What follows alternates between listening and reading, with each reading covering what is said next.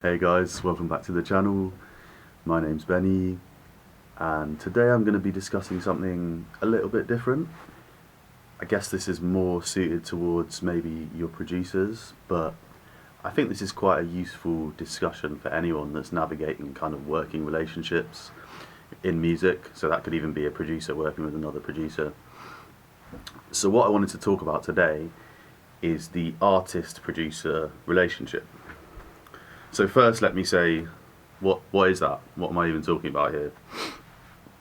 So this kind of idea of an artist, or a vocalist, so I'm going to use the words vocalists and artists interchangeably here, which is a bit of a funny thing because producers are artists as well, right? We're also creative people. So even the terminology is quite funny to start with. But yeah, I'm going to use the terms artist and producer and maybe vocalist interchangeably with artist. So yeah, the kind of artist-producer relationship has been a cornerstone of modern music, modern pop for at least like 30 years, and also adjacent genres like, you know, hip-hop, R&B, soul, and essentially what I'm talking about is, yeah, a vocalist working with a producer. So a producer will make the instrumental and then also record the vocalist and then mix the track, and then it will be probably mastered and released. And it's interesting to note how things have changed actually from back in the day, because back in the day, you know, when you were recording bands, you'd have a much bigger team. You'd have recording engineers who'd handle the recording, and then you'd have mixing engineers who would mix the stuff, and then mastering engineers, and probably some other roles as well. But these days it's quite often just one vocalist or artist and a producer working together. So the next question I'd like to address is why, as a producer, why work with a vocalist? I think there are loads of great reasons. It can really just be the sort of the cherry on the top of your track.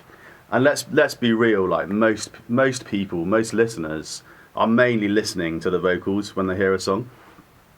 So it can make your tune like much more accessible to a lot more people. So that's me trying to be positive because I didn't want this to come across as too much of a rant. But it can, yeah, this relationship can also be quite difficult. So I'll describe now a situation that's happened to me a few times actually. And it sort of took me, I think it took me a while to kind of twig on to what was actually happening. So it'd be interesting to see if anyone relates to this and what other people's experiences are in the comments. So yeah, what's happened to me a few times is an artist got in touch, said they want to work together, and I've just sort of taken it at face value and gone, yeah, sure, great, let's do it. And they'll come to the studio, we're doing stuff and it's all going fine. And then at some point, there's a creative difference, right? So like, I don't know, I might want to have acoustic piano on the track, but they might want Rhodes or vice versa, right? So there's some kind of disagreement, and we've got to try and resolve it. And what I've found happens quite often is the artist will kind of pull rank on you and basically say, oh, well, it's my track, I want this on it, sort of just do it. And this is so, yeah, and as I say, this has happened to me a few times, and maybe people watching, you might relate to this. And I've sort of found that a bit kind of upsetting, because I'm like, wait a second, I'm not working for you here, we're just collaborating, aren't we? Like, why do you think that you just have the final say on everything?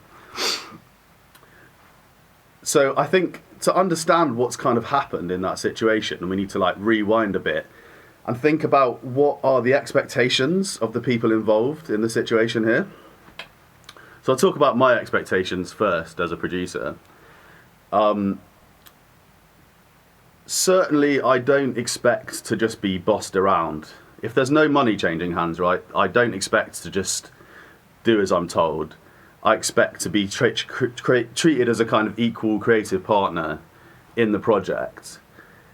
Now, the expectations of the artist actually are often quite different to that. The artists often see producers, and let me know in the comments if I'm sort of caricaturing too much, but I think some artists see producers as just kind of like, oh, this is the guy that's going to make the track for me, and essentially they sort of work for me. It's a kind of like a servitude role. They do whatever I want.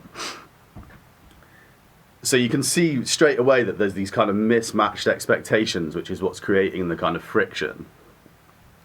And it's worth saying as well that if I'm being paid, that actually makes the whole thing a lot easier for me, because I'm just like, well, I'm just going to do whatever the artist wants then, because then it's an employment relationship, right? They're paying me, so it's like, you know, if you're at work doing whatever job, like, you can have an opinion, but at the end of the day, you're going to do what your boss says, right? So yeah, this is an issue of when you're working with people for free and mismatched expectations. So I guess the question becomes now, how do I deal with this? How do you deal with this? So I've actually started recently sending people a very upfront kind of message before I even meet them, saying that if I'm not being paid, I expect the relationship to be 50-50. And actually, I found this really useful for just almost kind of vetting people, because like a vocalist's response to that kind of message can be very telling. For example, I said to someone that I expect to be treated as a sort of equal 50-50 partner, and they came back and said, well, they're my tunes, the best I could do is 70-30. So straight away, that tells you a lot about how this person wants to work with you and treat you, and for me that was not kind of how I wanted to do it, so I said, oh, it's not for me then. So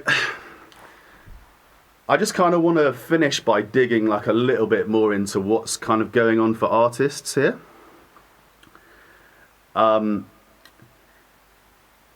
I think what's part of what's happening is that artists maybe don't actually appreciate how much a producer's bringing to the situation. Because when you work with a producer, they're probably composing, arranging, recording, and mixing for you. So like I said, these back in the day would have been like 4 different jobs, and you've got one person that you're asking to do all of this for free. Furthermore, I'm not sure if some artists, I think, don't realise that, you know, I would say for every hour I spend in the studio with an artist, I have to then spend another hour by myself, you know, comping, processing stuff, fixing, mixing. And for me, I'd say, like, to make a track with an artist, I typically spend maybe 5 to 10 hours kind of face-to-face working on it with them. So then maybe some artists aren't realising that I'm then going to be spending another 5 to 10 hours by myself kind of working on your stuff, sorting it. I had an experience one time where I'd sort of done this. The artist come in and I played them my work, what I'd done to the track, and they were just like, oh yeah, okay, yeah, sounds good. And I was sort of like, oh right, because I spent sort of like 10 hours on this. I was hoping you might give me some more detailed feedback and maybe engage with it a bit more. So yeah, what would my advice be to artists for working with producers, especially if maybe you've kind of had a couple of relationships with producers that haven't quite worked out, or you know, maybe you've sort of been ghosted or whatever. I would say that if you're wanting to work with people for free, you need to go into the relationship understanding that you're going to have to compromise, and that this person is your partner. They don't work for you. On the other hand, if you are paying, then you're the boss. That's the time when you can be like, okay, this is my project, I want to do it like this, and the producer's going to be like, sure, great, let's do it. So yeah, that's the video, guys. I hope that's been interesting for some of you. I realise this might be a slightly controversial topic. I hope I haven't insulted any artists out there too much. Producers, also, let me know, how do you deal with clients that aren't paying you with collaborations with free stuff? Maybe some of you guys are totally happy to just work for the client and do what the artist says, even if they're not paying you. So yeah, let me know what you think. Do drop a like and subscribe, and I'll see you in the next video. Thank you for watching.